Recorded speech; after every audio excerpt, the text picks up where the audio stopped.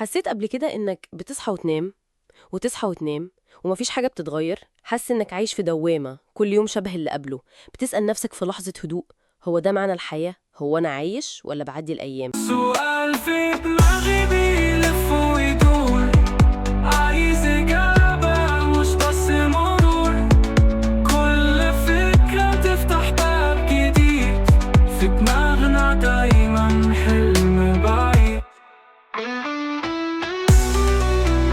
أهلا بيك معانا في سؤال في دماغي. سؤال النهاردة بيقول: هل أنا عايش ولا بعدي الأيام؟ الإحساس ده يعني إن الواحد ممكن يكون موجود بجسمه بس. عارف الإحساس ده؟ زي اللي هو مش حاضر بجد. كأنه ماشي بالتيار الآلي كده. بالظبط، بيتحرك وخلاص. في كلام منتشر إن جزء كبير قوي من تصرفاتنا اليومية بيبقى تلقائي وروتيني. نسبة ممكن توصل ل 75% زي ما بعض الكلام بيقول. بنعمل الحاجة من غير تفكير أصلاً. خلينا نحاول نفكك الإحساس ده شوية، نشوف إيه وراه. النقطة دي بتدخلنا في حتة تانية مهمة، اللي هو ساعات بنسميه وهم الإنجاز. وهم الإنجاز إزاي يعني؟ بنجري ورا حاجات خارجية، شغل، فلوس، نجاح باين للناس، وبنركز قوي على إيه اللي بنعمله ده. وبننسى الأصل. بالظبط، بنسأل في نفسنا بنعمل ده ليه؟ أو عشان مين؟ بنبقى مشغولين لدرجة إن اللحظة نفسها بتضيع. التواصل الحقيقي مع اللي حوالينا بيقل. فعلا. بنبقى موجودين ومش موجودين في نفس الوقت. هو ده. القصة مش بس في الشغلانة اللي بنعملها، القصة في إحساسنا وإحنا بنعملها وجودة حضورنا في اللحظة دي. طب لو حد حاسس إنه غرقان في الدايرة دي، يعمل إيه؟ إزاي يكسرها؟ في أفكار أو قصص ممكن تساعد؟ في قصة لفتت نظري قوي في الكلام اللي وصل لنا. قصة دكتور ماله؟ دكتور ناجح جدا بشهادة الكل، شغله تمام، مكانته كويسة، بس حاسس إن في حاجة ناقصة. بالظبط، حاسس بفراغ كبير جواه.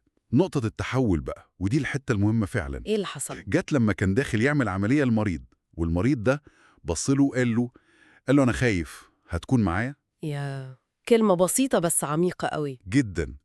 الكلمتين دول رجعوه لأصل الحكاية كلها. افتكر هو ليه دخل طب أصلا. عشان يساعد الناس. هي احتياجنا إن حد يكون معانا بجد، يسمعنا، يحس بينا. تماماً. مش دايماً بندور على حلول قد ما بندور على حد يحسسنا بالاهتمام ده، حد يسمع بجد. وده ياخدنا لفكرة العطاء وتأثيره. يعني لما بندي حاجة لحد حتى لو مجرد اهتمام ووقت. مظبوط.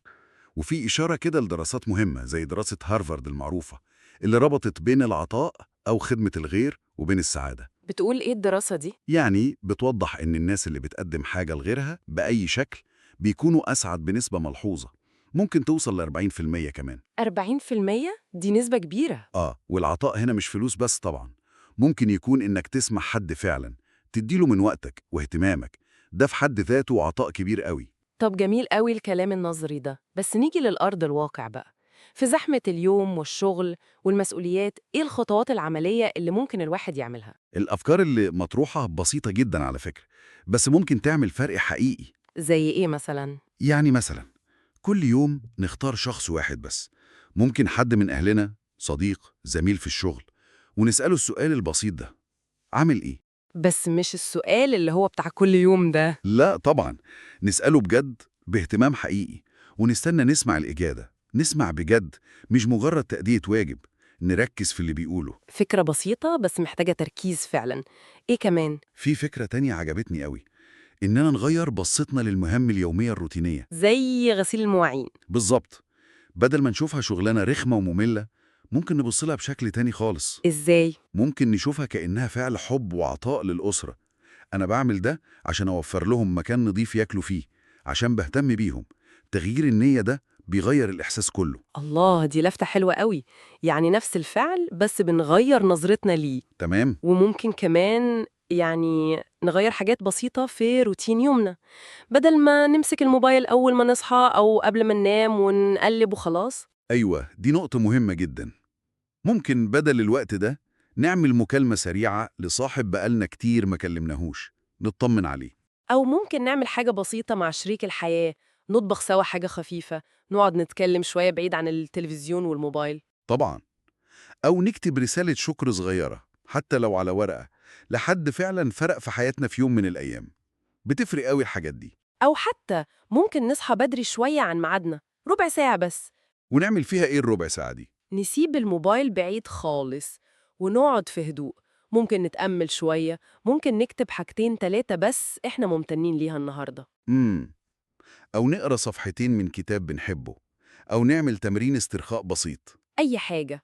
المهم نخلق مساحة صغيرة كده للحضور الواعي، بعيد عن الدوشة والضغط بتاع اليوم. الفكرة كلها في كده، في خلق المساحات الصغيرة دي اللي بنرجع فيها نحس بنفسنا وباللي حوالينا. يعني الخلاصة اللي ممكن نطلع بيها من الكلام ده إن الخروج من إحساس تعدية الأيام ده مش محتاج ثورة يعني، لا خالص. قد ما هو محتاج تغيير في طريقة عيش اللحظات دي نفسها. نركز إزاي نكون حاضرين بجد، نتواصل بصدق. والحقيقة الحقيقية اللي بجد بتحصل في اللحظات دي، اللحظات اللي بنختار فيها إننا نكون موجودين فعلا، ونخلي اللي معانا يحس بوجودنا معاه. هنا ودلوقتي. بالظبط. وده يمكن يخلينا نفكر في سؤال مهم. لو كانت عاداتنا الصغيرة دي هي اللي بتشكل أيامنا وحياتنا في الآخر، يا ترى إيه أصغر تغيير ممكن نعمله في حضورنا ده؟ تغيير مقصود نبدأ بيه النهاردة عشان نكتب قصة مختلفة لأيامنا الجاية. وده كان سؤال النهاردة. لو الكلام فرق معاك أو حسيت إنه ممكن يساعد حد تاني، شاركوا مع اللي بتحبهم. ويمكن السؤال ده يكون سبب في تغيير كبير في حياة حد. ولو عندك سؤال دايما بيجي في دماغك ومش لاقي له إجابة، اكتبه لنا في التعليقات. يمكن يكون هو سؤال الحلقة الجاية. استناني في سؤال جديد من سؤال في دماغي.